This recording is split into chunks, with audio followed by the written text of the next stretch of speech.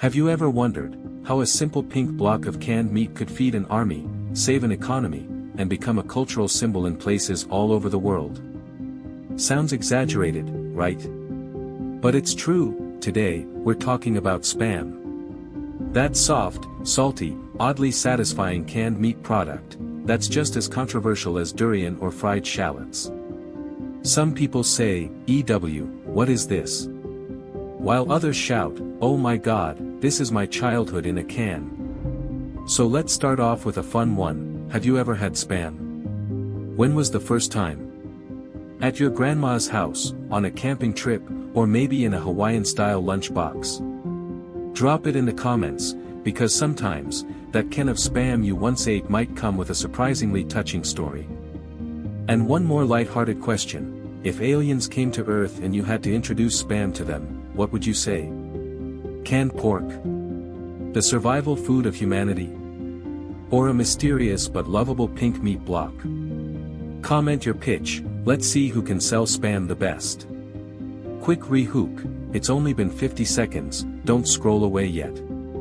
Because we're about to dive into a story where Spam isn't just food, it's survival, adaptability, and a cultural twist you'd never expect. Let's rewind the clock a bit. In 1937, the Hormel Foods Company in Minnesota created a new product called Spam, short for spiced ham. The goal? Solve a big problem: how to preserve meat without refrigeration, make it cheap, and keep it shelf-stable. They nailed it.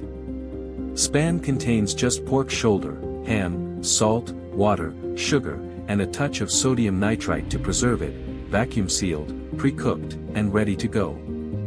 It may look simple, but it was a small revolution in food technology. Spam only became a household name during World War II. When war broke out, the US military needed food that could last long, survive transport, and withstand rough conditions. Spam checked all the boxes. Over 150 million pounds of Spam were shipped to the front lines to feed Allied troops. Picture this for a second: you're in a damp trench in 1944, and your only meal is a can of Spam with a few stale crackers. How would you feel? Grateful? Disgusted? Or just eat it and move on? Share your honest take in the comments. For many soldiers, Spam was more than food, it was a taste of home. It wasn't gourmet, it wasn't fancy, but it was filling, familiar, and hey, it had meat. In wartime, meat meant comfort. But the story doesn't stop there. After the war, American soldiers came home and were completely sick of Spam. They had eaten it every day for years. Enough was enough. Back home, Spam became a joke. A poor man's food, a bachelor's dinner, or a meal for tough times. But in other places, like the UK, Korea, the Philippines, Guam, and Hawaii, Spam became something very different, a cultural staple. Why? Because during and after the war, American troops shared Spam with local people. In food-scarce areas, Spam became a lifeline. Kids grew up eating it. Families turned it into their own recipes. For many, it felt like a gift, from America, with love. And this is what makes Spam one of those truly amazing weird food facts. In the US, it's a punchline. But in the Asia-Pacific, it's a comfort food tied to memories and survival. In Hawaii, Spam consumption is the highest in the country. They have Spam musubi, like a sushi rice block topped with grilled Spam, wrapped in seaweed. It's everywhere: lunchboxes, gas stations, even fine dining restaurants. In South Korea, Spam is a luxurious gift during Lunar New Year. Think about that: in the US, people hide Spam in the back of the pantry. In Seoul, it's wrapped in golden packaging and gifted to your in-laws. So here's a chill question: have you ever tried a weird Spam dish before? Korean beauty jjigae? Filipino SPAMsilog? Hawaiian loco moco? Share your experience, or even a dish you've heard of but never dared to try. You might inspire someone listening. Continuing the story of Spam, from war rations to cultural icon, you'll start to see that it's not just food, it's a little can of memories. In the Philippines, Spam was once considered a rare luxury in the post-war years. Fresh meat was hard to come by, so a can of Spam from American soldiers felt like a premium treat. Even today, Spam is a breakfast staple in Filipino homes, pan-fried to crispy perfection, served with garlic rice, fried eggs, and caramelized bananas, the beloved dish known as SPAMsilog. Just hearing it makes your mouth water, and your heart warm. In Japan and Okinawa, Spam became a core ingredient in lunchbox bentos. And in Guam, once a major U.S. military base, Spam is literally part of the national food identity. People there consume it by the ton every year. They even have a Spam festival. Sounds pretty wild for a humble can of meat, doesn't it? But that's exactly what makes Spam one of the most weird food facts worth celebrating. A budget-friendly food that has migrated across borders, adapted to cultures, and even become a source of national pride in certain places. What's truly interesting is that Spam didn't just fade into nostalgic memory.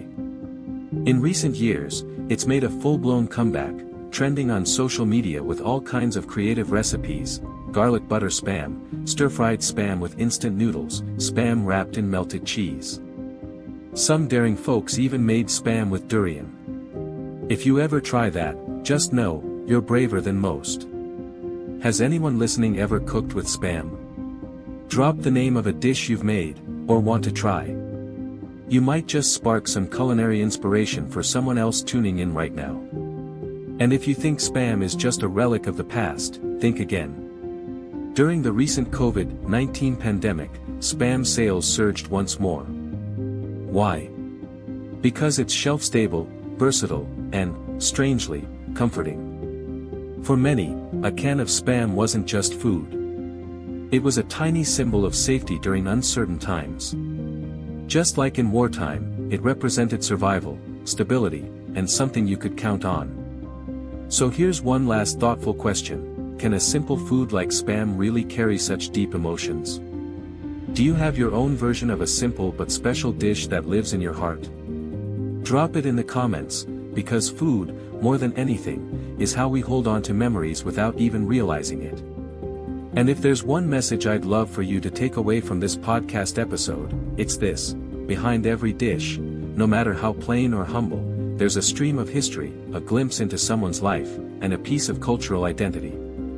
Spam, this little pink can of meat, traveled from war trenches to family dinner tables, from a military necessity to a nostalgic treasure. And perhaps it's that simplicity that has helped it stay alive in our collective memory. If you love stories like this, where food connects with culture, history, and heart, be sure to hit that follow button. We've got more episodes lined up that explore the small things that aren't so small, told through dishes you thought you knew, but really don't. Thank you so much for listening all the way to the end. Thank you for not just hearing the story, but for feeling it, reflecting on it, and reminiscing with us.